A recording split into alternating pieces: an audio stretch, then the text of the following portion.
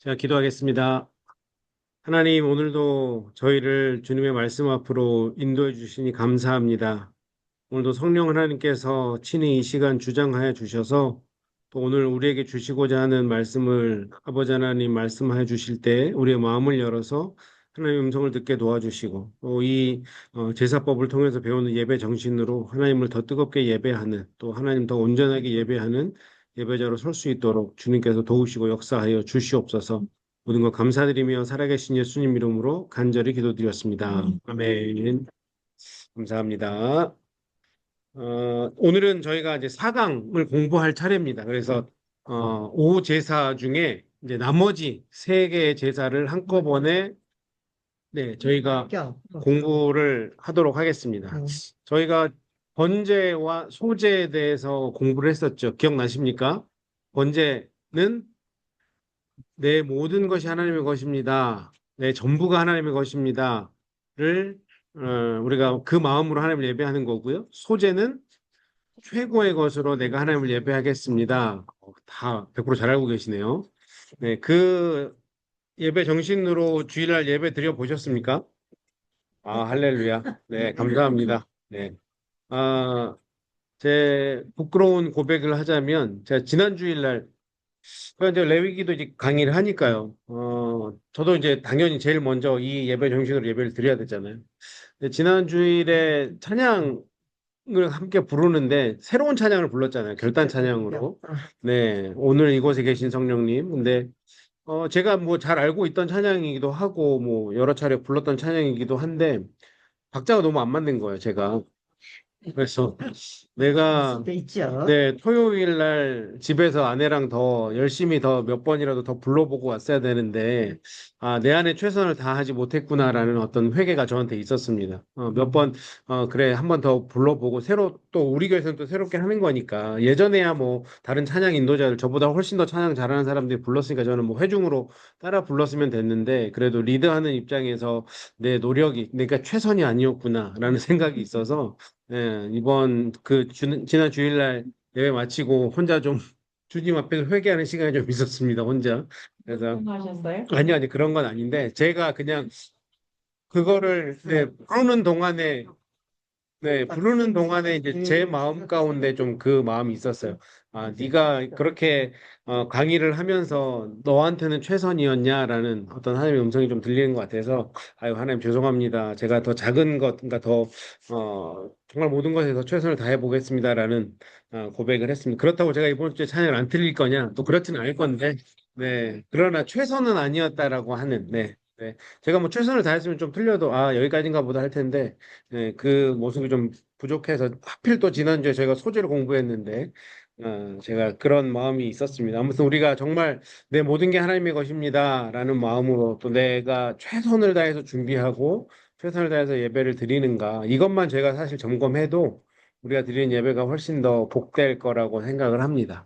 그리고 지난주에 한 분이 질문을 해주셨어요. 어, 그 제가 화면 잠시만요. 음, 네, 그 구약에 나오는 제사 방법 제가 한번 멘션을 한 것 같은데 뭐 거제, 요제, 네, 화제, 전제 이 네 가지가 궁금합니다, 목사님. 이렇게 말씀을 해주셔서 제가 그것만 간단하게 정리하고 넘어갈게요. 첫 번째 요제라고 하는 거는 wave offering이에요. 흔들어서 드리는 거.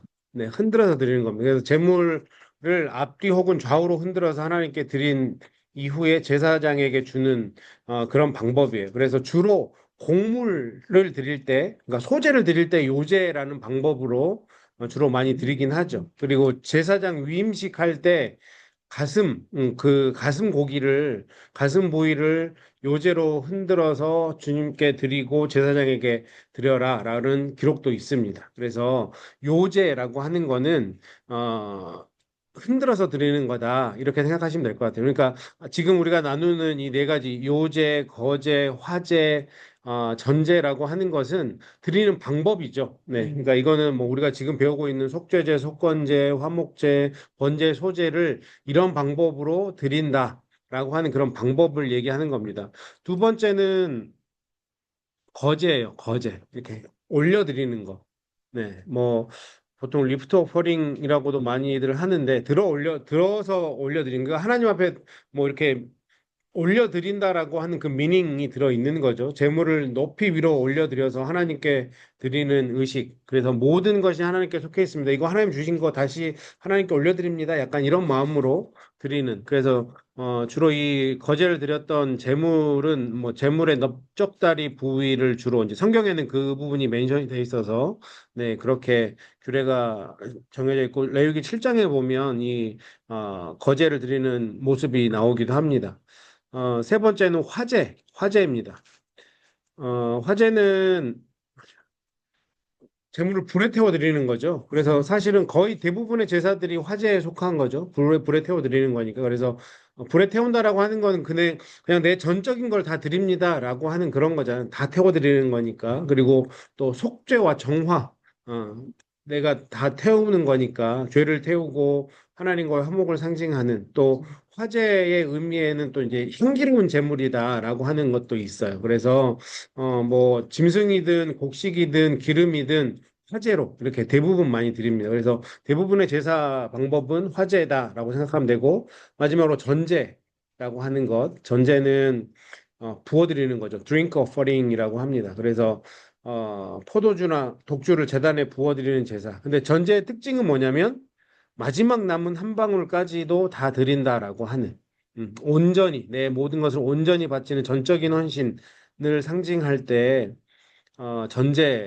전제로 드린다. 사실 사도 바울이 자기의 인생을 자기의 삶을 전제로 드린다라고 얘기했던 것처럼 그렇게 하나님 앞에 마지막 내 한 방울까지 다 드린다라고 하는 것이 전제다. 그래서 이 네 가지의 제사의 방법은 네, 참고로 알고 계시면 좋을 것 같고 제가 지금 PPT로 정리해 놓은 거는 오늘 공부 끝나면 다시 저희 단톡방에 올려드리도록 하겠습니다. 그리고 언제든지 이런 질문은 저는 너무 반갑기 때문에 어, 뭐 계속해서 질문은 많이 해주시면 좋을 것 같습니다. 네. 그러면 오늘 공부를 들어가도록 하겠습니다. 교재 29페이지를 보시고요. 제4강 하나님과 화목하게 하는 제사 그래서 화목제 그리고 속죄제, 속건제 이 세 가지를 한꺼번에 오늘 말씀을 나누도록 하겠습니다. 레위기 3장부터 7장까지 이 세 가지 제사가 나오는데요. 다시 한번 다섯 가지 제사의 특징을 간단하게 좀 정리하고 가면 죄는 하나님과의 관계를 멀어지게 하죠. 그렇죠? 우리가 죄를 지으면 하나님은 거룩하신 분이기 때문에 우리가 하나님께 가까이 갈 수가 없어요. 그렇기 때문에 이 하나님과 다시 회복하게 하기 위해서 하나님과 여기 보면 원수가 되어 본질상 진노의 자녀된 우리에게 하나님께 나아갈 방법을 제시하셨는데 그게 제사법이라고 하는 거죠. 다시 한번 정리하면 번제는 이 몸이 주님의 것이라고 선포하고 구별시켜 드리는 제사다. 내 몸이 하나님의 것입니다. 내 모든 게 하나님의 것입니다. 라는 마음으로 드리는 게 번제. 소제는 내게 있는 가장 좋은 것으로, 좋은 것. 그래서 괄호에는 좋은이라고 쓰시면 됩니다. 좋은 것으로 주님을 섬기는 제사. 오늘 배우겠지만 화목제는 제물을 통하여 화목하게 되기를 기대하며 드리는 제사. 네, 첫 번째 번제에는 주님을 괄호에 넣으시면 되고요. 소제는 조운이라고 하는 것을 괄호에 넣으시면 되고, 화목제는 제물을 통하여 화목하게 되기를 기대하며 드리는 제사. 속죄제는 전적으로 하나님의 은혜, 은혜라고 괄호에 넣으시면 됩니다. 은혜와 긍휼을 구하는 제사이고, 속건제는 죄들을 고백하고 그 죄에 대하여 책임을 지려는 배상하다 할 때 배상의 마음을 가지고 드리는 제사. 네. 이것이 다섯 가지 제사에 들어있는 기본적인 정신이라고 생각하면 됩니다. 그래서 오늘 제가 레위기 하면서 늘 말씀드리지만 구약에는 제사였고 지금 신약 시대, 우리가 살아가고 있는 이 시대는 예배인 거죠. 그렇죠. 우리가 예배 드릴 때 이런 정신이 우리 예배 가운데 들어 있어야 되는 거. 이 다섯 가지의 정신, 최소 이 다섯 가지의 정신을 가지고 우리가 예배를 드려야 된다라고 하는 것입니다. 첫 번째는 화목제. 화목제는 히브리어로 셀렘, 네, 셀렘이라는 단어인데 많이 익숙하지 않나요? 설렘? 샬롬이잖아요. 그쵸? 아마도 그 샬롬이 이 살렘에서 왔을 거다라고 추측을 해요. 네. 그래서 샬롬, 평화가 있을지어다, 평안을 전합니다. 이런 뜻이잖아요. 그래서, 그, 유대 사람들은, 이스라엘 사람들은 만나면 say hi가 샬롬 하잖아요. 평안을 전해요. 평안하시죠? 이렇게 물어보는 거거든요. 그래서 이 셀렘이라고 하는 뜻은 친하다, 보답하다, 이런 뜻이 있어요. 자, 인간은 아담과 하와의 불순종으로 하나님과 친밀한 관계를 잃어버립니다. 에덴 동산에서 쫓겨나고 하나님과 동행했던 관계가 끝나게 되죠. 그런데 화목제는 예배자가 하나님과 화목하게 되기를 기대하며 드리는 제사로 하나님의 임재 가운데 잔치를 즐기는 기쁨의 시간입니다. 하나님께 예물을 드릴 뿐만 아니라 성소에 모인 무리와 함께 음식을 나누기도 합니다. 그래서 제가 아마 전에 한 번쯤 멘션했었는데 이 이스라엘 백성들이 5가지 제사 중에서 가장 좋아하는 제사는 화목제다. 왜냐하면 고기를 많이 먹으니까. 네. 고기를 많이 먹는 게 화목제예요. 그래서 사실은 우리 모든 사람들에게 복 중에 복이 뭘까요? 저는 만남의 복이라고 생각하거든요. 목회자는 성도님들을 잘 만나야 되고, 성도님들은 또 목회자를 잘 만나야 되고, 이것을 떠나서 우리가 정말 만남의 복처럼 좋은 복이 없잖아요. 정말 내가 인격적으로 좋은 영향력을 주고받을 수 있는 만남, 뭐 또 부모는 자녀를 당연히 잘 만나야 되고, 자녀는 부모를 또 잘 만나야 되고, 이 만남의 복에 대해서 강조하는 게 저는 화목제라고 생각을 하거든요. 근데 이 화목제는 영어로는 peace offering이라고 합니다. 그러니까 peace, 평화의 제사라고도 하고 뭐 fellowship offering이라는 단어를 써요. 그러니까 교제하는 거. 그 다음에 또 어떤 데는 well-being offering이라고 하면 안녕제라고도 우리가 번역을 하긴 하는데 이런 것들이 다 섞여 있는, 그러니까 이런 뜻이 있는 제사가 화목제입니다. 근데 화목제 종류에는 3가지가 있어요. 첫 번째는 감사제가 있습니다. 뭐 어떤 때 드리냐면 여행을 무사히 마치거나 전쟁에서 돌아왔을 때, 또 질병에서 회복됐을 때.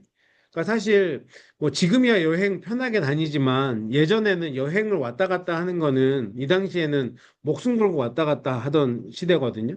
다른 영역에 다른 사람 영토에 침범하면 지나가게 되면 그냥 뭐 그때는 막 전쟁하던 시기니까요. 그러니까 사실 여행을 갔다 무사히 돌아온 거는 굉장히 감사할 일인 거죠.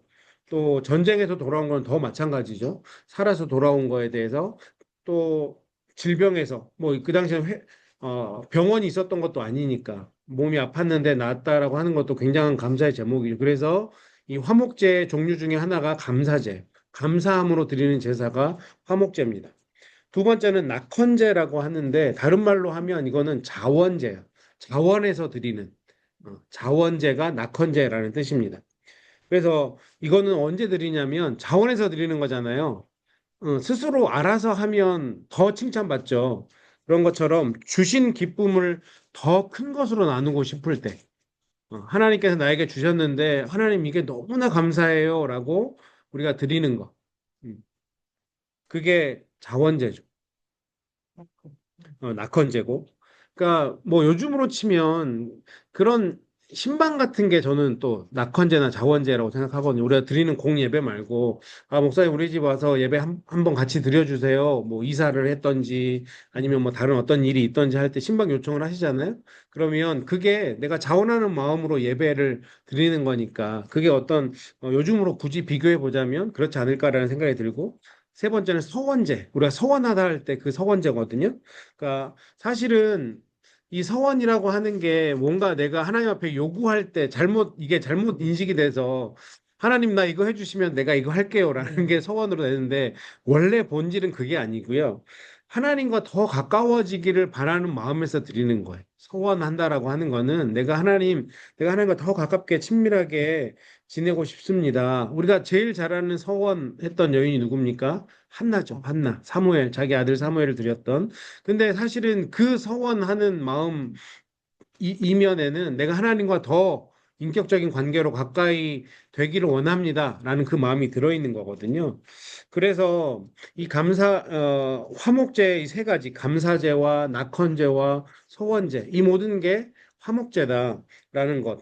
그래서 화목제 그 밑에 보시면 감사제는 무교병과 유교병을 겸하여 나누어 먹되 당일에 다 먹어야 하고 소원제는 이튿날까지 다 먹게 하므로 백성들과 감사와 소원 그리고 기쁨을 같이 나누게 하셨던 화목 친교의 제사로 화야일치 친교를 의미하므로 황한제, 수훈제라고도 합니다.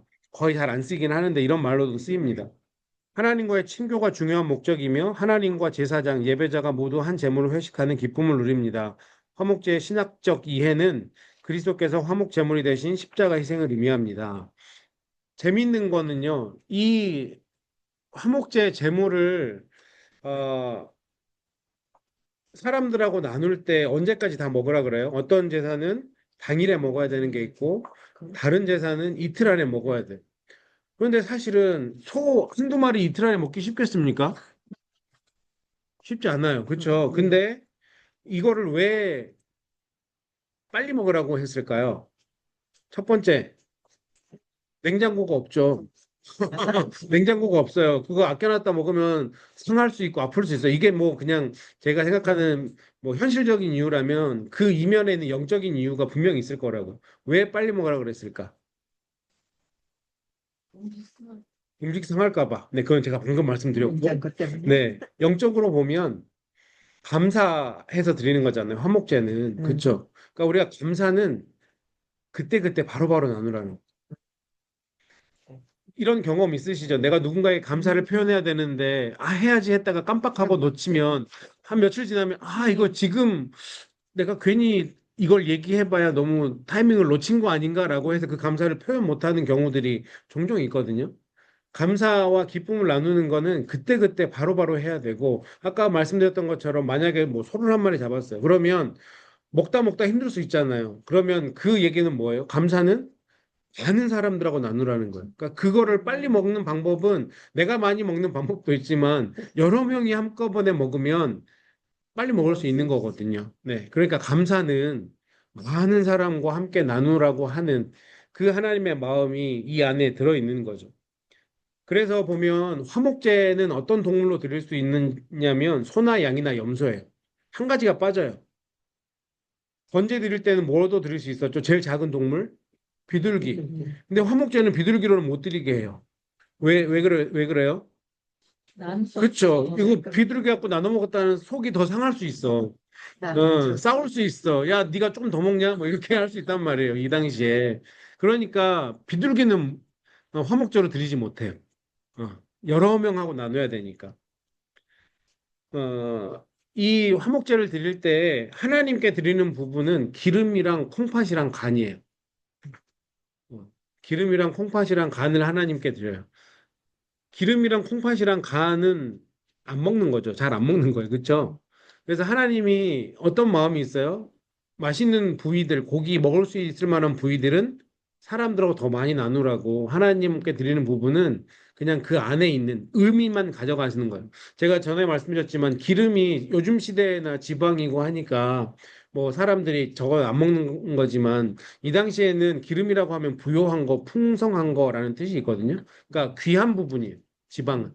그래서 그 귀한 것은 하나님 앞에 드리고 나머지 부분들은 제사장과 백성들과 나누게 하는 거죠. 그래서 제사장은 가슴과 오른쪽 뒷다리를 드리게 돼 있고 나머지 모든 부위는 제사자가 다 가져가는 거. 그래서 자기 주변 사람들과 함께 나누는 거거든요. 그렇기 때문에 화목제는 나누는 거다. 많은 사람들과 기쁨과 감사를 나누는 거다.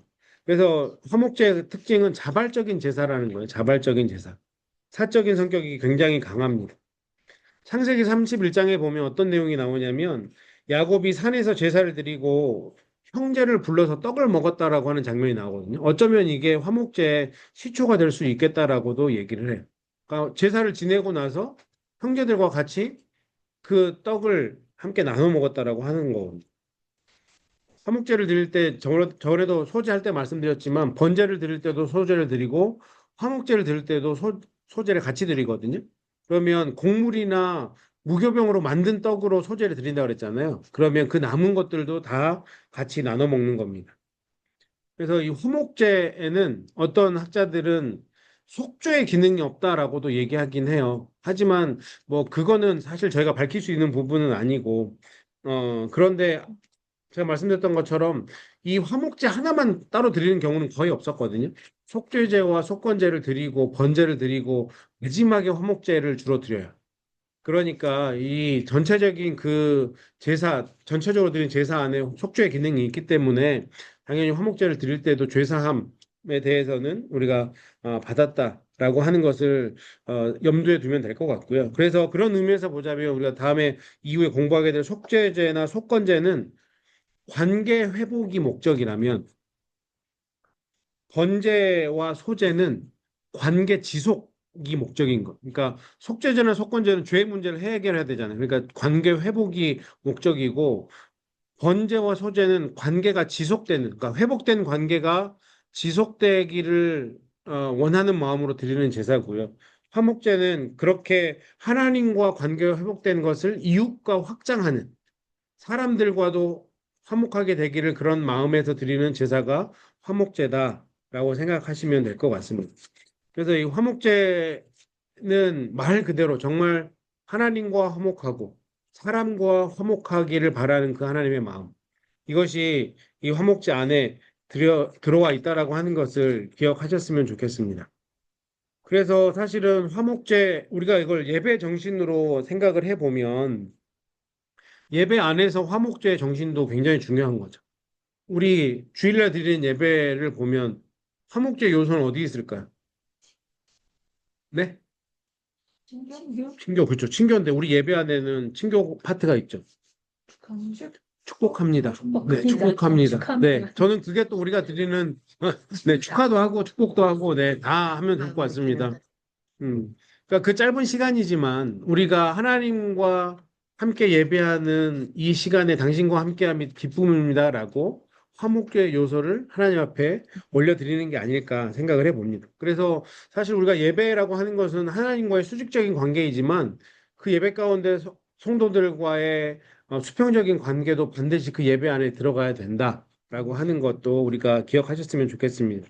그래서 뭐 예배를 드릴 때 때로는 광고 시간도 우리가 뭐 기쁜 일도 함께 나누고 슬픈 일도 함께 나누는 그런 것들도 화목제 요소로 예배 안에 들어가 있는 거거든요. 그래서 뭐 어떤 분들 정말 스트릭하게 얘기하시는 분들은 왜 예배하는데 광고하냐? 그게 무슨 예배냐? 라고 얘기하시는 분들도 있어요. 그 광고가 뭐 하나님께 영광이 되냐?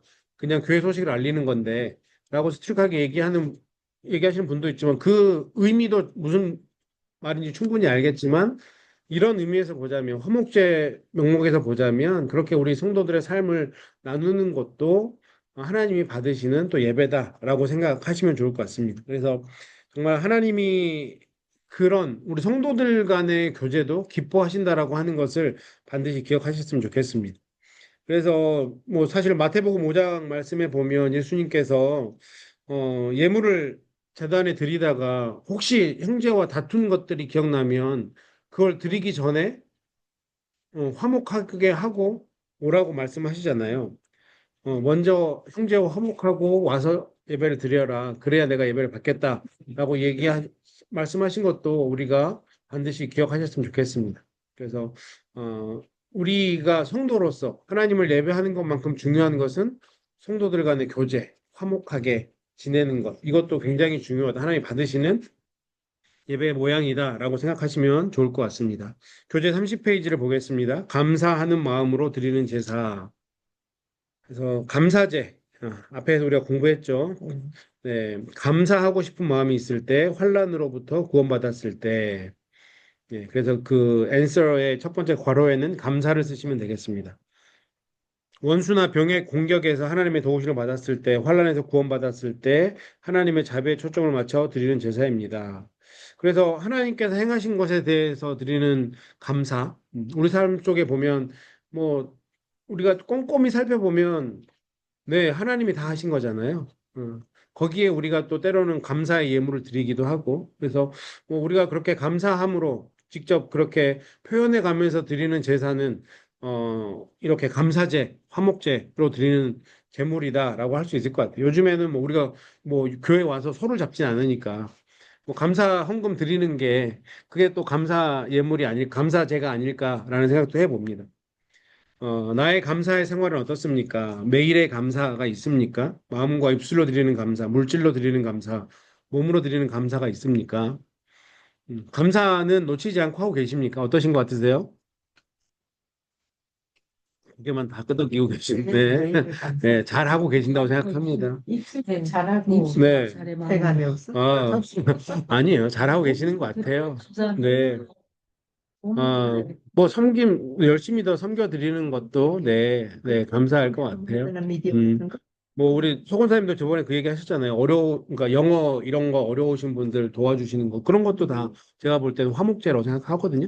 네, 그렇게 내가 누군가를 우리 교우든 아니면 교회 밖에 있는 사람들이든 뭔가 내 어떤 에너지로 섬길 수 있는 것, 내 건강으로 내 몸으로 섬길 수 있는 것도 네, 화목제죠. 그게 화목제라고 저는 생각을 합니다. 그래서 충분히 잘 하고 계신다고 생각하고 네. 그걸 제일 잘하시는 분 중에 한 분이 또 서세공 권사님이죠. 네, 화목제를 너무 드리다가 사람들이 이상한 말을 해서 네, 네, 아무튼 너무 잘하고 계십니다. 감사합니다. 두 번째는 자원하는 마음으로 드리는 제사예요. 자원제, 낙헌제. 그래서 발론터리 어퍼링이라고 영어로는 그렇게 네, 사용을 합니다. 하나님을 내가 사랑하기에 그 사랑 때문에 더 드리는 제사다. 하나님 받으시면 얼마나 기쁠까요? 그렇죠? 네, 내가 하나님을 사랑한다는 그 마음으로 더 드리고 싶어서 정말 더 주고 싶어서 우리가 사랑하는 자녀들에게 이런 마음이잖아요. 정말 내가 가진 게 있으면 정말 없는 것까지라도 다 주고 싶은 그 마음인데 하나님께도 그 마음으로 드리는 제사가 낙헌제고 자원제라고 하는 것입니다. 거기 교재를 보시면 하나님의 호의와 선하심에 대한 반응으로 예배자가 자발적으로 드리는 제사로 일반적인 감사와 하나님을 향한 사랑의 표현입니다. 감사제와 소원제에는 반드시 흠이 없는 동물로 드렸지만 낙헌 제물은 흠이 있는 제물을 드려도 허용이 됐습니다. 이게 참 중요한 것 같아요. 어, 다른 것들은 다 흠이 없는 제물을 가져와야 되는데 낙헌제는 흠이 있어도 받아주신대요. 그러니까 하나님은 그만큼 우리가 하나님에 대한 사랑을 표현하고 감사를 표현하는 것에 열려 있고 기다리고 계신다라고 하는 거죠. 네 마음만 있으면 야 좀 그래 숨이 있어도 괜찮아 가져와 라고 말씀하시는 거예요. 우리가 주님을 더 잘 섬기고 싶을 때는 비록 허물이 있고 부족한 부분이 있어도 곱게 예쁘게 받으신다라고 하는 것입니다. 제가 군대 있을 때 들었던 얘기 중에 제 인생에 잊혀지지 않는 어떤 교훈 같은 얘기 하나 있는데, 저는 운전병이었어요. 운전병이어서 군대에서 정말 차라는 차는 다 몰고 다녔습니다. 그래서 마지막에는 대형 버스 몰고 다녔거든요. 45인승. 네, 뭐, 똥차도 몰아봤고, 쓰레기차도 몰아봤고, 뭐, 60 트럭이라고 하는 것도 몰아봤고, 대신에 찝차는 못 몰았어요. 장교들 태워 다니는 아시죠? 등치가 커서 찝차는 제가 들어가 그 전에 바로 아시네. 못 들어가요. 거기에 못 들어가. 기아 변속을 못 해. 차가 너무 작아서. 그래서 찝차 빼놓고는 다 몰아봤는데 네. 제가 큰 걸까요? 아무튼 네. 근데 사실 군대에 있을 때는 제가 굉장히 이것보다 많이 슬림했거든요. 그런데도 그때도 네, 못했었는데 네, 거의 그때 이제 저희 정비관이라고 하니까 저희 수송부 안에는 수송관하고 정비관이 있어요. 그러니까 차량 정비 파트에 있던 그 상사가 뚱뚜루 별명이 저라 이렇게 뚱뚱해서 그냥 제가 뚱뚜루라고 불렀는데 그 사람이 밤에 와서 이제 점호할 때 한마디씩 해요. 하는데 이제 저희 이제 네 군인들한테 저희들한테 어떤 얘기를 했냐면 군대에서는 뭐 맨날 시켜서 하잖아요. 어떻게 하면 내가 쉴 수 있을까, 편할 수 있을까, 뭐 군대 말로 뺑기 친다라고 하는데, 네, 뭐 원래 뒤에 숨어 있고 아무튼 뭐 그거 뭐 군대에서 더 열심히 한다고 누가 상 주는 것도 아니고 돈을 더 받는 것도 아니고 뭐 그렇기 때문에 늘 이렇게 수동적이거든요. 군대는. 네, 근데 이제 그때 그 정비관이 했던 말씀이 당신네들이 누가 시켜서 하면 100%를 해도 100%를 하라고 했을 때 90%만 하면 10% 못했다고 욕먹는데 자발적으로 하면 60% 70%만 해도 칭찬받는 거다. 그러니 자발적으로 니네가 알아서 잘 해라. 근데 저는 그 얘기, 그 전모 때 들었던 얘기가 벌써 거의 한 25년 전 얘기인데도, 진짜 그렇다. 이건 군대뿐만 아니라 우리 일상생활에서도, 내가 뭔가 스스로 자발적으로 했을 때는 완벽하지 않아도, 그걸 잘했다고 칭찬받는구나라는 생각을 하게 된 적이 있는데, 이게 어쩌면 이 자원제에 속한 말씀인 거라고 생각하거든요. 그러니까, 온전하지 않아도 흠이 있어도 받아주시겠다고 하는 거잖아요. 그만큼 하나님은 우리가 하나님께 감사를 올려드리는, 또 우리 성도들 간에도 서로 감사를 표현하는 일에 적극적이길 바라고 계신다라고 하는 거예요. 사실 이 감사가 얼마나 영향이 있습니까? 특별히 우리 뭐 미국 사람들도 만약에 그러겠지만 한국 사람들은 내가 하나를 받으면 그 하나를 받는 거에 대해서 굉장히 부담스러워 하잖아요. 그리고 둘을 주고 셋을 주고. 그러니까 감사는 점염이 굉장히 심한 것 같아요. 그러니까 내 감사가 시작돼서 더 큰 감사를 불러올 수 있는 것 같거든요. 그래서 하나님이 우리에게 이런 감사의 마음, 하나님께만 하는 것도 당연하지만 성도들 간에도. 음. 한옥 보면 하나님께나 목사에게는 굉장히 잘하는데 성도들 간에는 인색하신 분들이 아주 간혹 있어요. 네, 그거는 하나님의 마음을 100% 모르는 거죠. 하나님께 감사하는 마음이 있으면 하나님의 마음은 그 감사가 성도들한테까지 흘러나가기를 원하시는 거예요. 그게 화목제의 가장 큰 포인트입니다. 나는 감사를 놓치지 않고 하나님께도 성도들에게도 올려드리고 나누고 있는가? 이것이 우리가 드리는 삶의 중요한 예배의 모습이 될 수 있는 거죠. 그게 자원제의 중요한 포인트고 화목제의 중요한 포인트입니다. 세 번째는 언약을 세워드리는 제사, 서원제라고 하는 거, 바우 오퍼링이라고 하는 건데 어떤 경우에 드렸냐면 자의로, 자의로 예물을 드리고 싶을 때 서원을 하고 그 일이 이루어졌을 때 드리는 겁니다. 그래서 첫 번째 괄호에는 자의를 쓰시면 되고 두 번째 괄호에는 서원을 쓰시면 됩니다. 서원을 드리고 싶을 때. 그래서 서원이라는 것은 하나님께 스스로 약속하는 거예요. 하나님 시켜서 하는 게 아니고 스스로. 한나가 아들을 주시면 그 아들을 하나님께 바치겠다고 약속했습니다. 이것을 서원이라고 합니다. 그리고 그 약속대로 사무엘을 하나님께 드렸습니다. 이것을 서원을 갚는다라고 표현합니다.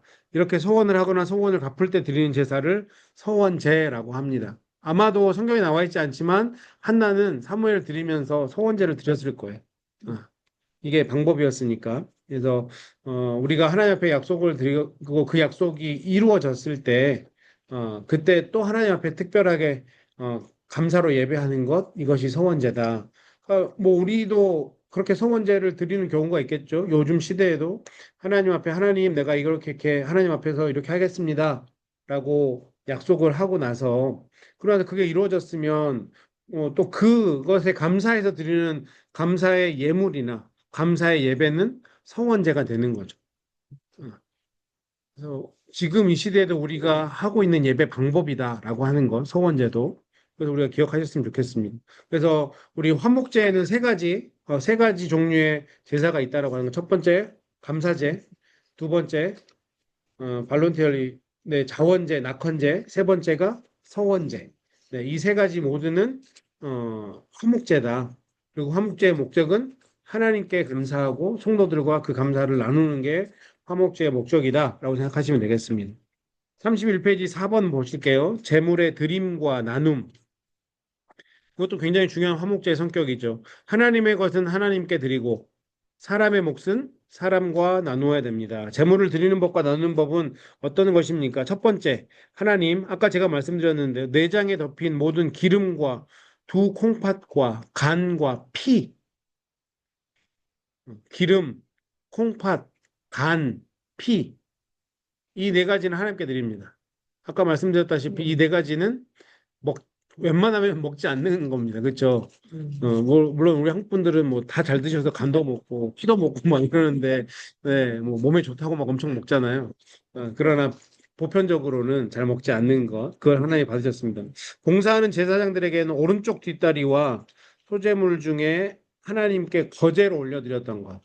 소재물, 그러니까 곡식 중에 한 움큼이죠. 그렇죠? 그거는 어, 한 움큼은 하나님께, 나머지 소재물은 제사장에게 주는 겁니다.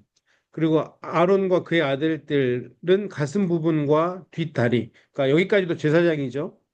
그리고 나머지 그 외의 모든 고기는 화목제를 드린 예배자와 그의 가족, 친지들, 또 레위인들과 그것을 나누라라고 했습니다. 또 어떻게 먹어야 됐습니까? 그 첫 번째 괄호에 감사함으로, 첫 번째 괄호에 감사함 쓰시면 되고요. 감사함으로 드리는 제물은 당일에, 그다음에 낙헌, 자원제죠. 자원이나 서원을 위한 제물은 다음 날까지 먹을 수 있었습니다. 당일날 먹든 다음 날까지 먹든 이 요는 뭐냐면 빨리 먹으라는 거예요. 감사는 빨리 나누라. 많은 사람과 빨리 나누라.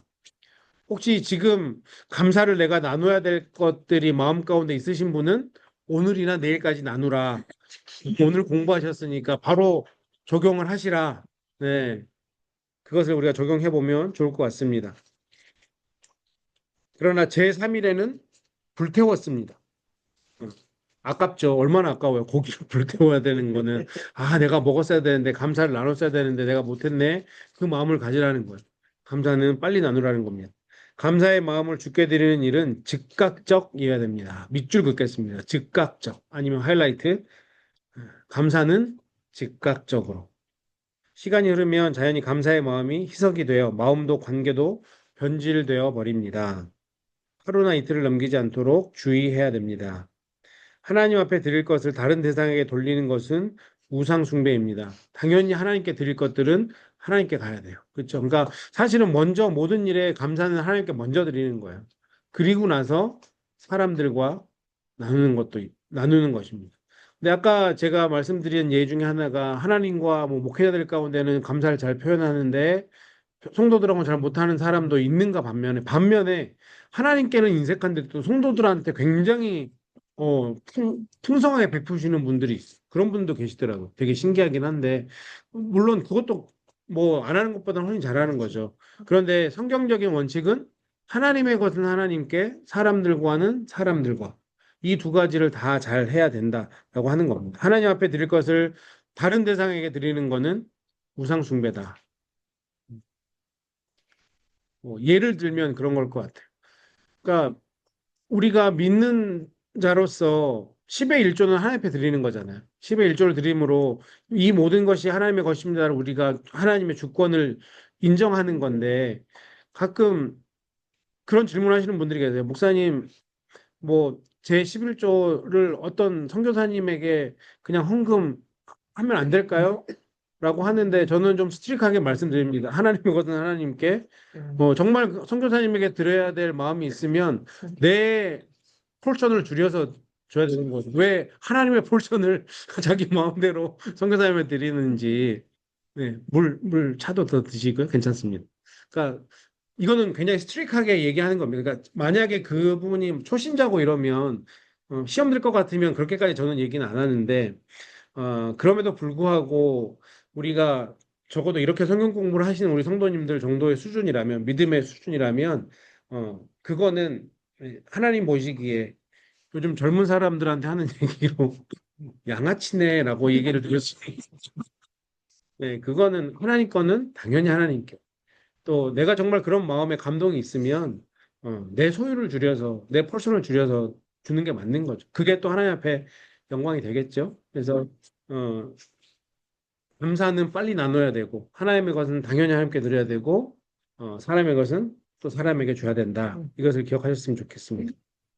속한 드리는데 자기가 속한 뭐 음, 교회에 음. 드리는 제가 왜 여쭤보냐면 네네네. 시동생이 네네. 목사입니다. 네네네.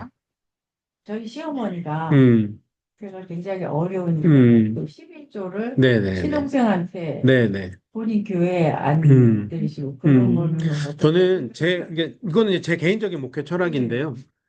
그거는 저는 조금은 더 열려 있습니다. 그래서 가장 건강한 방법이라고 얘기하면 본인 교회 하는 게 가장 건강하다고 생각해요. 그런데 본인의 역량이나 본인의 어떤 파이낸셜리 그게 힘들면, 그러니까 제일 좋은 거는 여기도 11조하고 거기도 11조 하는 게 가장 좋고, 그게 너무 힘든 상황이면 그 교회도 너무 힘들어 생각하면 저는 거기까지는 오케이입니다. 하나님의 것을 드리는 것. 제가 사실 달라스에 있을 때 어떤 분이 젊은 친구고 의사예요. 정말 신실한 집사님이에요. 너무 너무 좋은 분이에요. 근데 그분 아버지가 한국에서 목회를 하시는데 교회가 그렇게 크진 않아요. 그래서 이제 그 집사님이 하시는 방법은 50-50를 11조로 하시더라고요.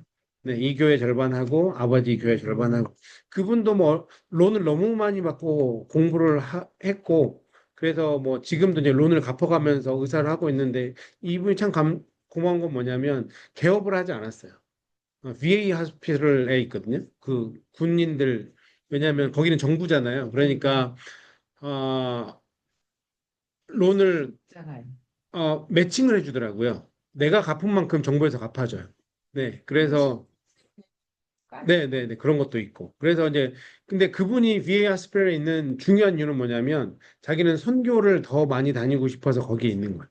네, 개인 꽤 프랙티스. 많더라. 네, 네, 프랙티스를 안 하는 이유가 교회를 더 잘 섬기고 싶어서요. 그래서 선교도 일년에 한 두 번씩 가고요. 자기 휴가 쪼개가지고. 그래서, 근데 너무 고맙더라고요. 근데 그분이 자기 아빠도 목회자니까 그 아빠도 좀 더 돕고 싶은 마음에서 그냥 50-50를 하는데 저는, 네, 뭐, 아주 건강한 거는 당연히 본인 교회도, 어, 사실은 그러니까 11조나 헌금을 하는 거는 내 교회에 대한 멤버십으로서의 리스폰서빌리티라고 저는 생각을 하거든요. 교회를 운영하는 데 있어서. 그래서 가장 내가 내 공동체라고 생각을 한다면 거기에 대한 리스폰서빌리티도 최선을 다하고 또 하나님 주시는 그 마음도 최선을 다하는 게 가장 좋다라고 하는 게 제 답이고 어, 제 개인적으로는 만약에 너무 어려우면 그렇게라도 드리는 건 저는 괜찮다라고 생각을 합니다. 네. 이렇게 화목제를 네, 기억하시면 좋을 것 같고 혹시 화목제 여기서 이제 속주제로 넘어가려고 하는데 화목제에 대해서 궁금하신 거나 아니면 본인의 경험을 나누고 싶은 거나 하는 것들이 있으신가요?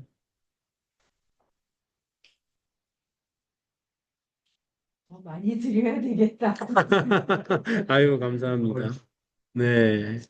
지금도 너무 잘 하고 계시고요. 그렇지만 네, 주마 가편이라고 네, 또 달리는 말에 채찍질을 가하는 것 같은 그런 마음인데 더 잘하면 잘할수록 우리 하늘의 상급이 쌓이는 거니까 하나님이 원하는 방법으로 이렇게 하나님 우리 마음 가운데 감동 주는 한에서 저는 개인적으로 한국에 보면 그런 분들 많잖아요. 제 사촌 형님 중에도 한 분이 서울에 사시는데 그렇게 잘 살진 않으세요. 뭐 조금 빠듯하게 사시는데 이분이 장로가 되면서 저랑 나이 차가 좀 터울이 있으신 형님이시거든요. 외가 쪽으로인데 장로가 되시면서 집을 팔아서 전세로 옮겼나 하면서 교회 헌금을 하시더라고요.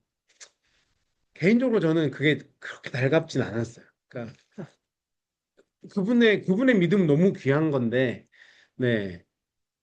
또 이해도 하고 그렇다고 뭐 제가 그 형님한테 뭐 주제넘게 얘기는 당연히 안 했지만 어, 그렇게까지는 그렇게까지는 네, 너무 과한 건 아닌가라는 생각도 해봤는데 그건 또 하나님 앞에서 본인이 언젠가 네, 다룰 문제이기 때문에 그래서 우리가 규모 있게 또 하나님 안에서 주신 것들에 더 감사함으로 했으면 좋겠다라는 생각은 있습니다. 그래서 우리가 지혜롭게 규모 있게 하지만 때로는 또 넘치도록 한번 해보기도 하고 네, 그런 것도 필요하지 않을까라는 생각도 해봅니다. 그래서 화목제 우리의 삶 속에서 정말 유용하게 적용할 수 있는 제사가 화목제인 것 같아요. 그래서 이런 것들에 더 우리가 오늘 하나님께서 우리에게 주신 이 마음과 감동들을 삶으로 잘 적용해 보셨으면 좋겠습니다. 이제 속죄제로 넘어가겠습니다. 속죄제는 히브리어로 하타트라는 단어인데요. 속죄하다, 정결하게 하다라는 뜻이 있습니다. 그래서 속죄제와 속건제, 우리의 죄 문제를 해결하는 두 가지 제사죠.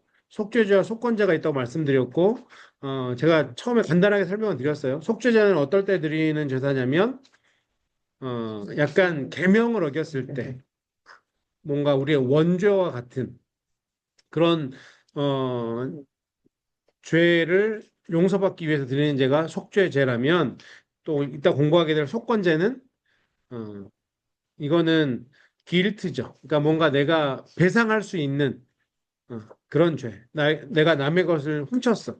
뭐 알고 훔쳤든 모르고 훔쳤든 남의 것을 훔쳤어. 그럴 때는 120% 배상하면서 또 제사도 드리면서 그렇게 용서받는 그런 제사가 속건제입니다. 그래서 속죄제는 부지불식간에 범한 죄 내지는 우리의 마음으로 범한 죄 같은 것들 이런 것들을 용서받을 때 드리는 제사가 속죄제입니다. 그 교제를 보시면 번제, 소제, 화목제는 향기로운 냄새를 하나님께 드리는 제사이지만 속죄제는 향기로운 냄새를 드리는 제사가 아닙니다. 왜냐하면 죄의 문제와 직결된 거기 때문에 그래서 속죄 제사는 진 밖에 재버리는 곳에서 태우는 제사입니다. 그러니까 하나님이 얼마나 죄를 싫어하시는지 이렇게 제사를 드리면서도 알게 하시는 거죠.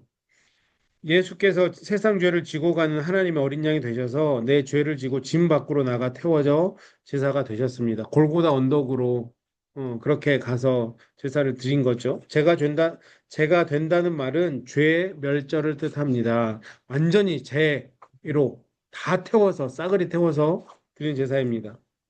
요한복음 1장 29절에 이튿날 요한이 예수께서 자기에게 나오심을 보고 이르되 세상 죄를 지고 가는 하나님의 어린 양이로다 라고 했던 그 말씀이 예수님이 이 속죄 제물이 되셨다라는 것을 우리에게 말씀해 주고 있는 것. 교재 32페이지를 보겠습니다.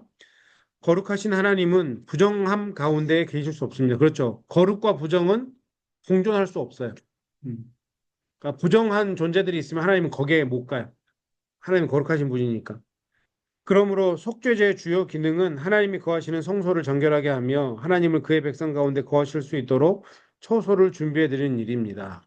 자, 다시 성막으로 우리 출애굽기 공부했던 성막으로 가보면 우리 안에 성막을 지어야 된다 그랬죠. 그렇죠? 우리 안에 번제단도 있고 다 있어야 되는 거예요. 왜냐하면 하나님이 우리 안에 거하시려면 그 안에서 우리가 구약에 드렸던 제사가 있어야 되는 거죠.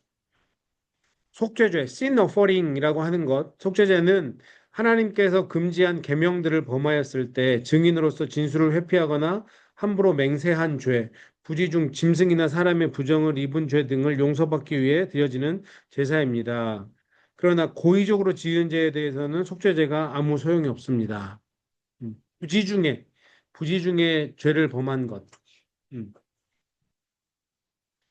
그런데 재미있는 거는 신분에 따르는 책임의 크기가 있다라고 하는 거예요.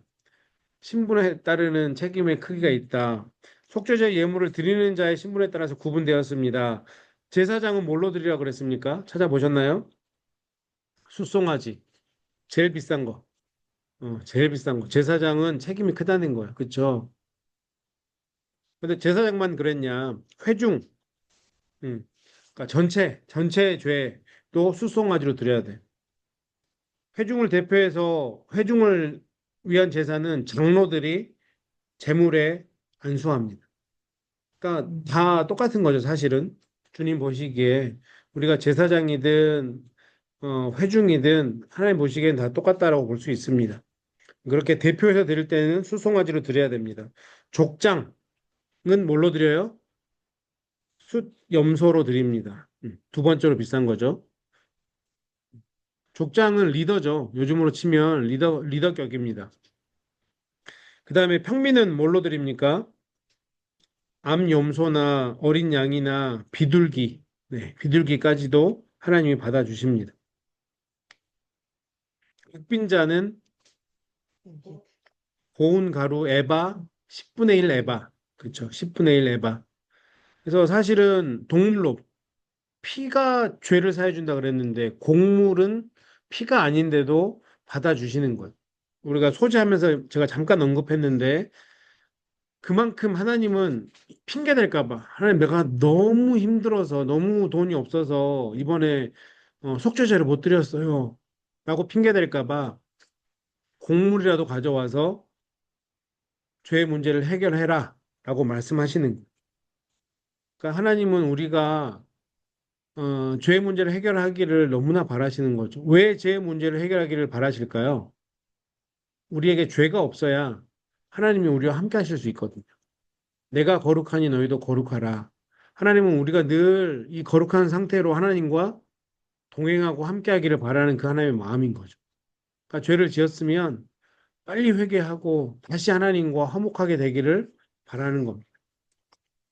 이게 속죄제의 방법을 통해서 우리가 배울 수 있는 하나님의 마음입니다. 우리가 이 하나님의 마음을 알아야죠. 하나님은 그러니까 우리가 죄를 지어서 부정한 상태가 되고 하나님과 함께할 수 없는 상태가 되면 하나님에게는 그게 이멀전시죠.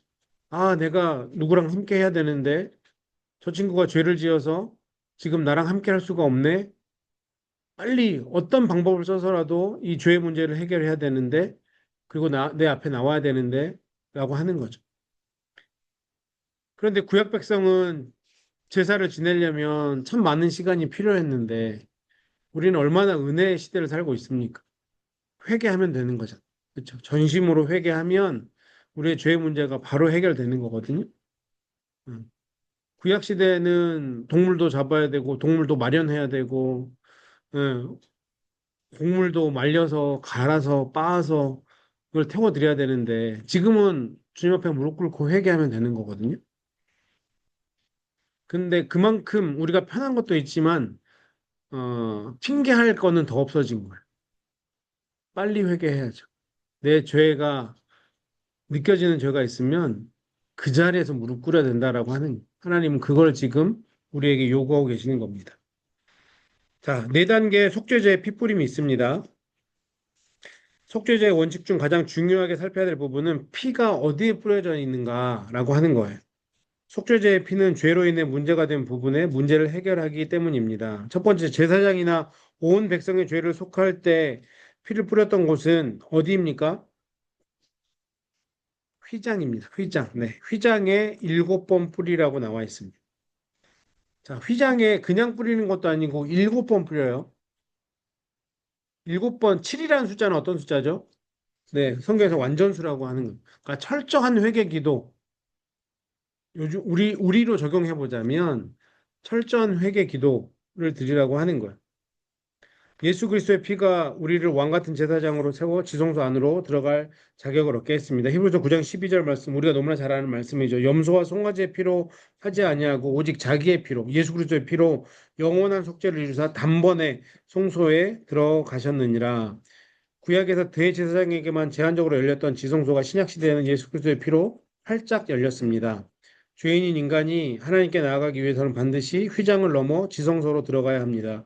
예수님의 피는 우리를 왕 같은 제사장으로 나라와 제사장들로 세워주시는 지성소를 여는 휘장의 피뿌림입니다. 결국 휘장에 피를 7번 뿌렸다라고 하는 것은 이런 행위를 통해서도 예수 그리스도의 십자가의 사건을 하나님은 예표하고 있었던 거예요. 그 휘장이 갈라지고 예수 그리스도의 피를 통해서 그 휘장 안으로 우리가 들어가게 될 것을 시청과 교육으로 우리에게 보여주셨던 거죠. 두 번째, 제사장이나 온 백성의 피를 속하기 위해 두 번째는 어디에 피를 발랐습니까? 어, 그렇죠. 금향단의 뿔. 네, 그래서 첫 번째 괄호에는 금향단을 쓰시면 되고요. 두 번째 괄호에는 뿔을 쓰시면 됩니다. 자, 향은 기도를 의미한다고 했잖아요. 그렇죠? 그러니까 죄는 우리의 기도를 막아요. 우리가 죄 지으면 기도가 안 되죠. 죄 지은데 기도가 잘 되시는 분 계세요? 그건 정말 이상한 거예요. 그건 정말 이상한 거예요. 죄 지으면 기도가 막히거든요. 근데 이 금향단의 뿔에 바르라고 하는 거는 우리가 올려드리는 그 기도와 예배와 찬양이 빨리 회복되기를 바라시는 마음이거든요.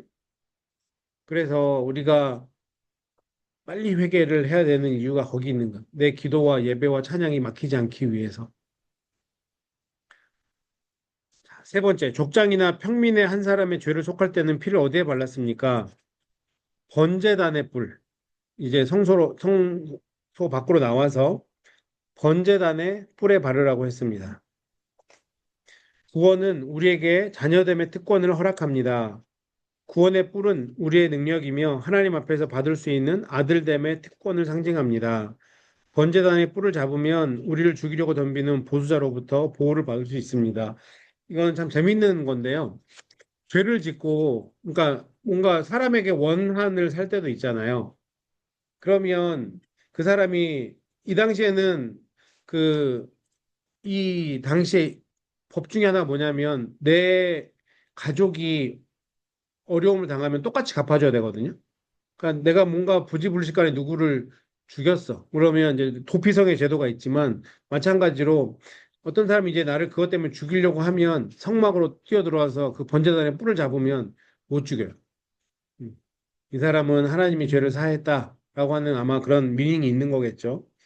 그래서 번제단의 뿔을 잡는다라고 하는 거는 이 시대를 살았던 사람들의 마음 가운데는 아, 이제 내가 살았구나. 내가 죄를 지었는데 하나님의 방법으로 하나님의 용서하심으로 내가 살았구나라고 하는 행위가 되는 거예요. 그래서 번제단의 뿔에 피를 바르라고 하는 거는 아, 이 은혜로 내가 다시 살았다라고 하는 것을 이 사람들을 깨닫게 하기 위해서 족장이나 평민 한 사람이 죄를 속할 때는 거기에다 또 피를 바르라라고 하는 것입니다. 자, 남은 피는 어디에 쏟았습니까? 번제단 밑에, 네, 번제단 밑에 다 쏟았습니다. 자, 피의 효력이 어디까지 미치느냐 하는 거예요. 그러니까 단순히 피를 흘려서 우리가 죄사함을 받긴 했는데, 첫 번째는 구원의 죄사함입니까? 라고 하는 것. 그러니까 우리가 구원받았을 때 번제단 밑에 뿌렸다라고 하는 거는 우리 모든 사람에게 우리가 구원이 미쳤다라고 하는 거거든요. 이거는 우리 구원받은 모든 사람들을 위하는 거고요. 두 번째, 번제단의 뿔에 발랐다라고 하는 건 자녀됨의 특권, 장자권의 축복. 이거는 번제단의 뿔에 바른 것을 통해서 또 기도의 능력입니까? 금향단의 뿔에 바르라고 했던 것은 이 피의 효력이 우리가 올려드리는 기도와 예배와 찬양에까지 미치기를 원하는 거고요. 그리고 휘장의 뿔이라고 하는 것은 하나님의 임재, 하나님의 스피릿으로 하는 제사장의 삶으로 내가 살아가고 있는지. 그러니까 하나님이 이렇게 다 구별을 두시면서 너는 지금 어떤 모양으로 살아가고 있니? 어떤 책임감으로 살아가고 있니? 그냥 구원받은 평민처럼 살아가고 있냐? 아니면 하나님의 장자의 스피릿으로 살아가고 있냐? 예배자로 살아가고 있냐? 제사장으로 살아가고 있냐? 이것을 하나님이 우리에게 계속해서 묻고 계신 거거든요. 나는 예수 그리스도의 피의 효력으로 그냥 구원받은 사람, 나는 구원받았으니까 됐어. 라고 하는 그 피의 효력으로만 살아가고 있는지, 하나님의 장자로서의 능력으로 살아가고 있는지, 더 나아가서 예배자로 살아가고 있는지, 더 나아가서 제사장으로 살아가고 있는지, 예수 그리스도의 피의 효력이 나에게는 어느 만큼 영향을 미치고 있는지, 하나님이 이런 일들을 통해서 점검해 보라고 하는 거거든요. 우리는 어떤 위치에서 살아가고 있습니까? 그냥 구원받은 자로 살아갑니까? 하나님의 장자로 살아가고 있습니까? 예배자로 살아가고 있습니까? 제사장으로 살아가고 있습니까? 그런데 이 피의 효력이 어디까지 있어요? 제사장에까지 있어요. 그렇죠? 그러니까 우리는 예수 그리스도의 보혈의 은혜로 충분히 제사장의 역할을 감당하고 살아갈 수 있는 사람들입니다. 제가 중고등부 사역할 때는 이런 거 관련돼서 설교할 때 예를 그 놀이공원, 식스플래그나 뭐 한국으로 치면 에버랜드 같은 데 자유이용권 예를 많이 들었거든요. 그러니까 사실은 그런 한국으로 치면 롯데월드나 에버랜드, 여기로 치면 식스플래그나 여기는 너츠베리 팜 같은 것도 있더라고요. 뭐 아무튼 아이들이 가는 놀이공원에 가면 입장권이 있고요. 자유이용권이 있어요. 또 뭐 빅두리 같은 것도 있어요. 제일 재밌는 거 세 개만 탈 수 있고 입장할 수 있고. 근데 이제 엄마가 그 내 아들이나 딸 너무나 사랑해서 가장 비싼 자유이용권을 사줬단 말이죠. 그럼 거기 있는 거 다 누려도 돼. 다 탈 수 있어요. 그런데 내 아들이나 딸이 비싼 돈 주고 자유이용권을 끌어줬는데 입장만 해서 다른 거 구경만 하고 있어. 다른 거 막 타는 거야. 아, 쟤네들 부럽다. 쟤네들은 저런 거 타서 좋겠다. 하면 엄마의 복장은 무너지겠죠. 야, 내가 제일 비싼 거 끊어서 너 이거 타라고 줬는데 거기서 구경만 하고 왔다고? 근데 그게 우리일 수 있다는 거예요. 하나님이 우리를 너무 사랑해서 예수 그리스도의 피의 효력이 제사장으로 살 수 있는 그런 효력까지 주셨는데 그냥 아유 나는 구원받았으니까 번제단에 피 쏟은 것만 해도 나는 뭐 금지덕지다 이러고 있으면 하나님 마음이 너무 아프시겠죠. 음. 더 많은 것을 누리고 더 많은 것을 할 수 있는 그 은혜를 우리에게 주셨는데 그렇게 못하는 이유는 첫 번째는 뭐 몰라서일 수도 있고요. 두 번째는 게을러서일 수도 있어요. 아이 그건 귀찮아. 제사장으로 사는 건 쉽지 않죠. 네. 하지만 우리가 그것까지 다 할 수 있도록 하나님은 제가 거의 매 시간 물어보는 것 같네요. 제사장이 누구예요? 저와 여러분이 다 제사장이에요. 목사만 제사장이 아니라고요. 그렇죠? 생각했어. 네. 네.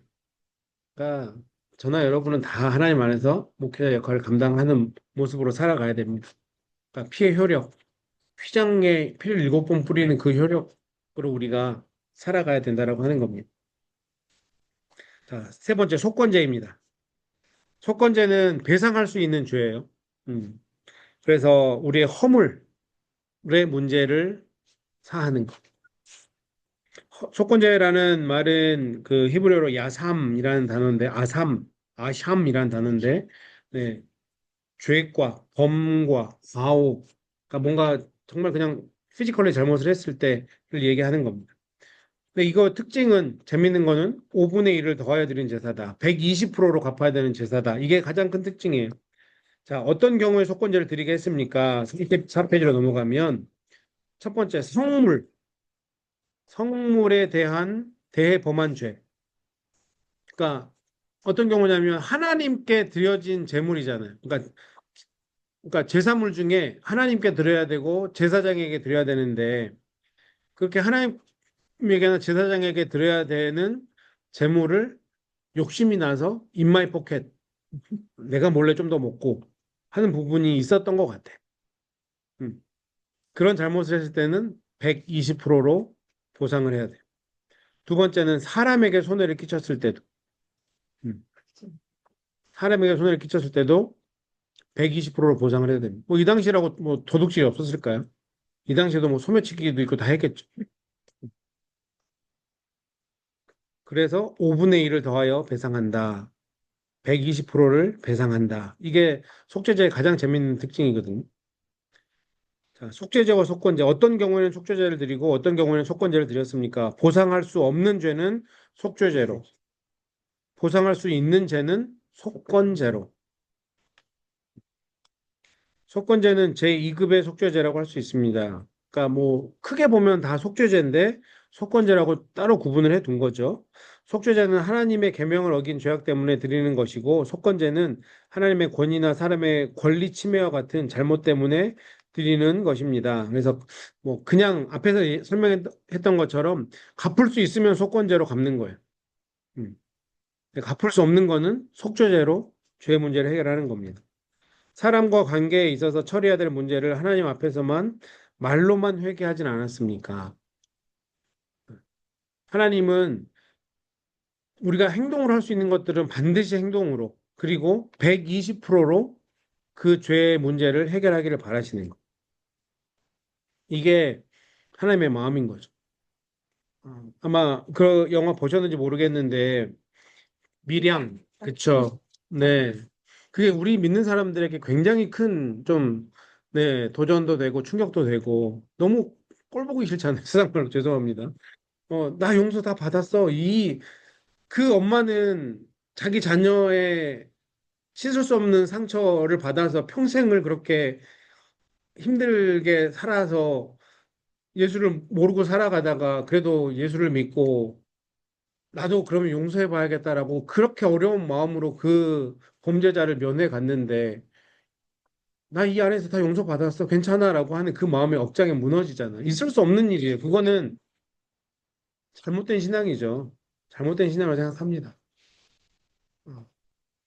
그 하나님 앞에도 용서를 받는 것도 중요하지만 그렇게 갚을 수 있는 죄는 100번이고 1000번이고 그 부모든 그 자녀든 마음이 풀릴 때까지 가서 용서를 구해야죠.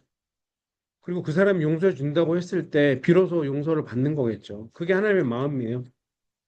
그게 속건제에 녹아있는 하나님의 마음이라고 생각합니다.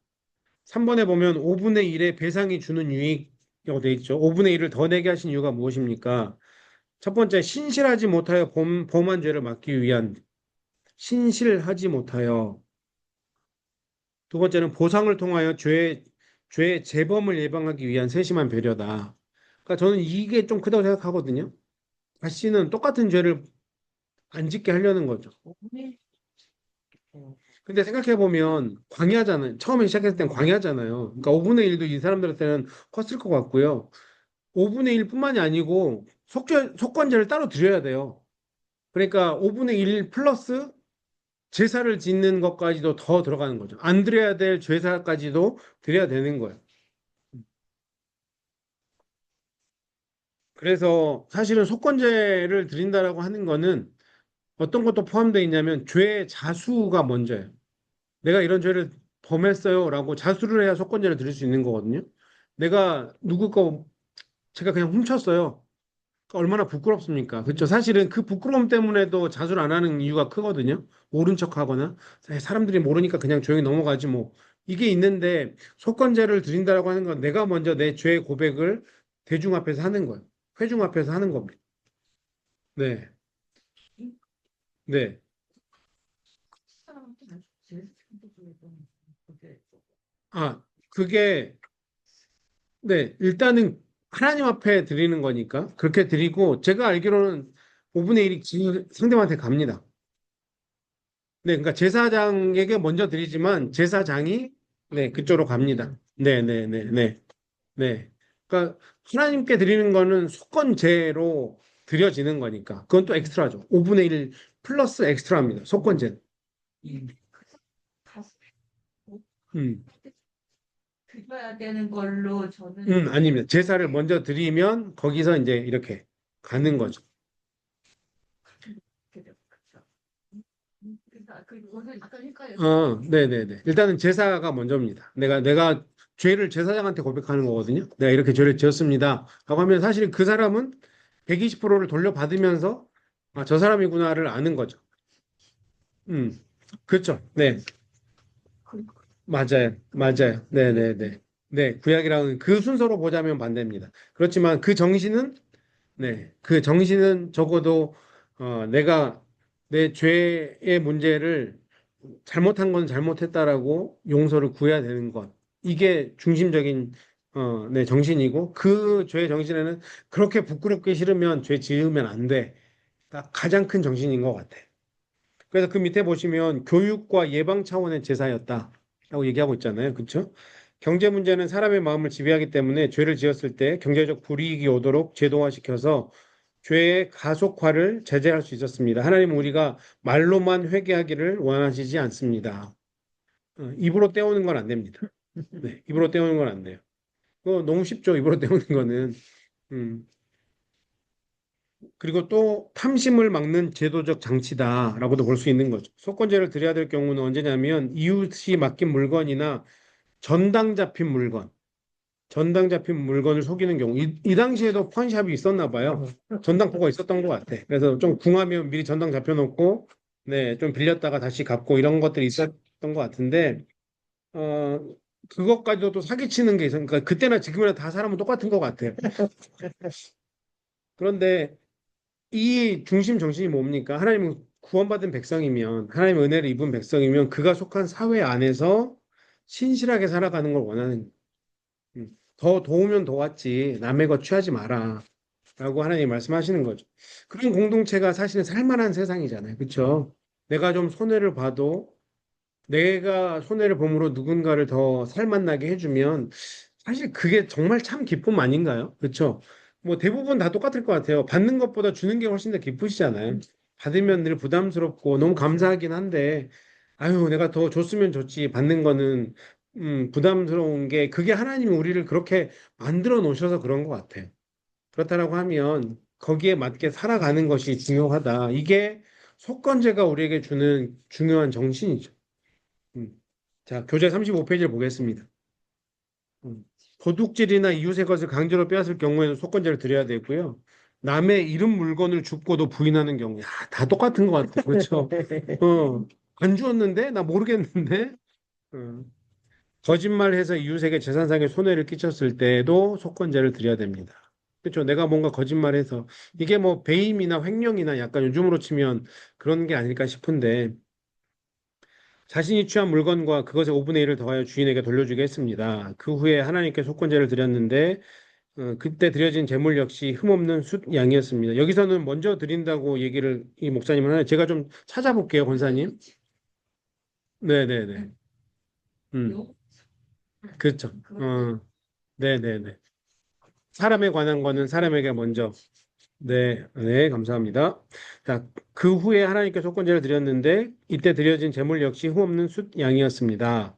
시대에 따라 문화적 상황에 따라 법조문은 바뀔 수 있으나 법 정신은 그대로 이어집니다. 속건제 배상법을 통해서 우리에게 계시된 하나님의 스피릿은 무엇입니까? 속건제의 하나님은 우리로 신실한 사람이 되라고 요청합니다. 자, 밑줄 긋겠습니다. 신실한 사람이 되라고 요청하십니다. 20%의 손해배상을 치르면서 우리 안에 죄를 싫어하는 마음이 형성되어야 됩니다. 그렇죠. 내 거 20%더 나가면 아깝잖아요. 아, 내가 다음부터 이러면 안 되겠다. 내가 손해내. 이 마음이 있어야 되는 거죠. 예수 그리스도의 십자가를 통해 은혜를 받은 사람, 거룩하신 하나님의 제사장으로 성전으로 부름을 받은 사람은 신실한 사람이 되어야 됩니다. 우리 안에 하나님 계시잖아요.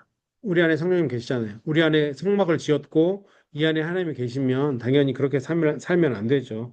하나님께서 요구하시는 거룩은 하나님을 위한 것이 아닌 우리의 죄를 위한 거룩입니다. 그러니까 우리를 위한 거예요. 결국에는. 그렇죠? 속건제는 연약한 인간들이 다시 거룩하게 되어 하나님께 나올 수 있는 길을 열어주시는 하나님의 배려입니다. 서로 살만나게 내 공동체를, 내 커뮤니티를 만들어 가고자 하는 하나님의 방법인 거예요. 이런 커뮤니티 있으면 나가고 싶지 않죠. 평생 있고 싶잖아요. 정말 교회가 너무 좋아. 내가 가진 거 막 더 내놓아서라도 내가 함께하는 사람들 막 더 맛있는 것도 사주고 싶고, 더 좋은 것도 해주고 싶고, 막 한국 간다 그러면 용돈도 막 주고 싶고, 막 그게 즐거움을 하는 거잖아요. 기쁨으로. 이 공동체는 내가 정말 이 공동체에 있다가 내가 하나님 나라 가고 싶다 싶을 정도로.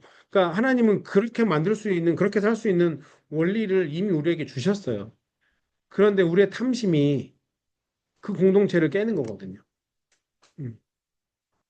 그래서 때로는 이 당시에는 속건제라는 것을 통해서 그 공동체를 계속해서 유지하게 만드셨다라고 하는 겁니다. 5분의 1의 배상과 더불어 속건제의 또 다른 특색 중 하나는 자복이었습니다. 이거는 스스로 고백하는 것. 회개를 자수 요즘 말로 하면 자수해서 광명을 찾는 거예요. 근데 자수는 쪽팔리잖아요. 어렵죠. 하지만 해야 되는 거야. 어, 해야 되는 거야. 내가 잘못한 것들을 공동체 앞에서 내가 이런 잘못을 했습니다. 사실 누가 자수하면 대부분 또 우리의 마음은 어떻습니까? 긍휼히 여기는 마음이 생기죠. 아유, 저 사람 저렇게까지 얘기하는데 이해해 주자. 이런 마음 생기잖아요. 그러니까 다 하나님의 방법은 우리 공동체를 건강하게 하는 것 같아요. 살맛나게 하는 공동체로 만드는 것 같아요. 사죄의 은총은 생각만이 아니라 입술로 자복함이 중요합니다.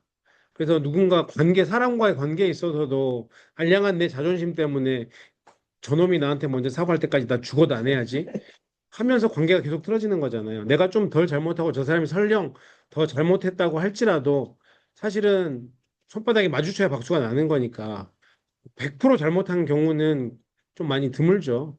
관계에 있어서 어려움이 생겼을 경우에는 알고 보면 내 잘못도 어느 정도는 있는 거라면 내가 먼저 미안하다고 얘기하는 게 비록 저 사람이 좀 더 잘못한 것 같아도 내가 먼저 미안하다고 이야기하는 게 다른 사람도 살리는 길이다라고 하는 것을 우리가 이해했으면 좋겠습니다. 나는 이웃들에게 끼친 경제적 손실을 성실하게 책임지려고 하고 있습니까? 하나님은 그것을 우리에게 원하신다라고 하는 거예요. 오늘 화목제와 속죄제와 속건제에 대해서 우리가 배웠습니다. 화목제의 정신, 하나님의 것은 하나님에게, 감사는 즉각적으로 더 많은 사람들과 감사를 표현해야 된다. 이게 화목제의 정신입니다.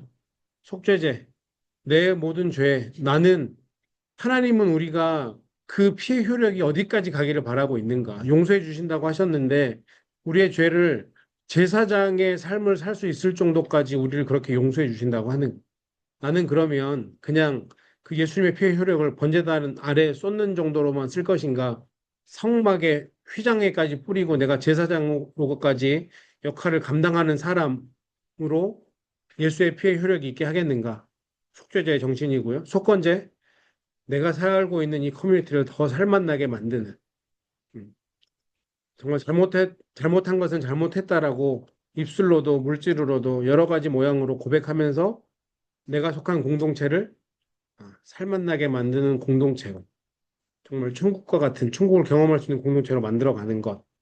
이것이 속건제 예배 진리입니다. 어쩌면 오늘 우리가 공부했던 이 세 가지 예배 정신은 삶의 예배랑 더 밀접하게 연관되는 것 같아요. 하나님이 우리 각자에게 주신 감동이 있을 거라고 생각합니다. 나는 어떤 모양으로 예배를 드리시겠습니까? 또 어떤 부분에 있어서 하나님께서 원하시는 그 회복을 이루어갈 수 있을지 이제 여러분의 몫이고 여러분이 살아내셔야 됩니다. 나중에가 아니고요. 오늘부터 고민하시고 오늘부터 살아내셔야 됩니다. 오늘 제가 할 얘기는 다 했습니다. 이제 우리 성도님들이 오늘 공부를 하시면서 하나님이 나에게 이런 감동을 주신 것 같습니다라는 부분이 있으면 또 서로에게 나누면 또 은혜가 되고 도전이 되지 않을까 싶습니다. 집에 가시기 전에 이 얘기는 제가 꼭 하고 싶습니다.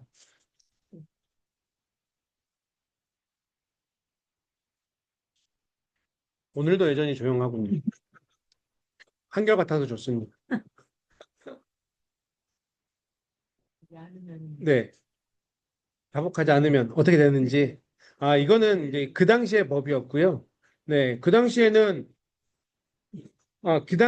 이게 법이었기 때문에 당연히 구약에는 율법을 지켜야 되니까 이렇게 했지만 요즘은 여러 가지 방법이 있겠죠. 하지만 이 정신대로 뭐 내가 누군가에 아까 말씀드렸던 것처럼 잘못한 일이 있으면 그 사람에게도 잘못했다고 얘기하면 네, 그렇게만 하면 되지 않을까요? 뭐 그걸 가지고 뭐 전화라도 해서 내가 미안했다라고 하는 게 네, 요즘은 뭐 아무리 멀리 있어도 충분히 키핑 터치가 가능한 시대니까 네, 그래도 그걸 하나님이 원하시지 않을까 싶습니다.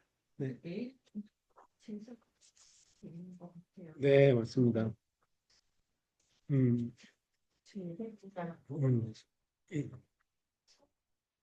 네, 진짜 음, 중요한 거. 네, 맞습니다. 우리가 드리는 기도가 화목제가 될 수 있고, 속죄제와 속건제가 될 수 있고, 대신 속건제는 기도로만 끝나서는 안 됩니다. 네, 네, 삶으로 드려야 됩니다. 저게 눈이 제일 좋으신데 시죠. 이거 우리 힘이 있으시는 제가 또 너무 작게 해놨군요. 있다가 그것도 영어인 것 같은데. 뭐지? 뭐라고 있어? 어디까지 평만 어떤 여기까지 할 것이야지. 소노야는 네, 어디도 있어. 오, 좋다. 저도 안 보이는 글씨가. 좋다. 네, 지금, 네, 선영원 목사님께서 그림 제일 밑에 있는 그림의 글씨를 궁금해 하셔서, 네, 우리 김세월의 권사님 읽어주셨습니다. 이게 보니까 레위기 27장 26절 말씀인 것 같아요. 네, 오직 가축 중에 처음 난 것은 여호와께 드릴 것이라.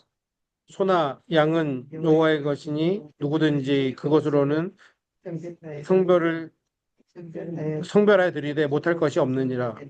못, 네, 잘 안 보이네. 죄송합니다. 젊은 데가 잘 안 보이네요. 네, 네,